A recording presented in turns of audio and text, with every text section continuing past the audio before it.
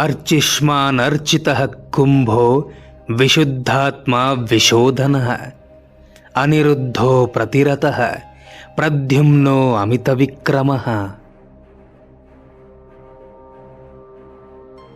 ಅನುರಾಧ ನಕ್ಷತ್ರದ 4ನೇ ಪಾದದವರು ದಿನನಿತ್ಯ 27 ಬಾರಿ ಈ ಶ್ಲೋಕವನ್ನ ಪಠಿಸಬೇಕು.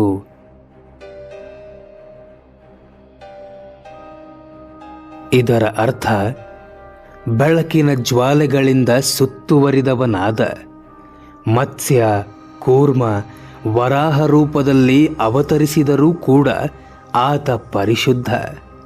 ಎಲ್ಲ ಜೀವರೊಳಗಿರುವ ಅವನಿಗೆ ಯಾವ ರೂಪದಲ್ಲೂ ಕೊಳೆಯ ಸ್ಪರ್ಶವಿಲ್ಲದವನಾದ ಸರ್ವಜ್ಞ, ಸರ್ವೇಶ್ವರನಾದ, ಬಯಸಿದಂತೆ ಕಾಲವನ್ನ ಬಳಸುವ, ಲೋಕಕಂಟಕರನ್ನ ಸಂಹಾರ ಮಾಡುವುದಕ್ಕೋಸ್ಕರ ಭೂಮಿಗಿಳಿದು ಬಂದ ಆ ಭಗವಾನ್ ಮಹಾವಿಷ್ಣುವಿಗೆ ನಮಸ್ಕರಿಸುತ್ತಿದ್ದೇನೆ, ನನ್ನನ್ನು ರಕ್ಷಿಸು ಎಂದು ಬೇಡಿಕೊಳ್ಳುವುದೇ ಈ ಶ್ಲೋಕ.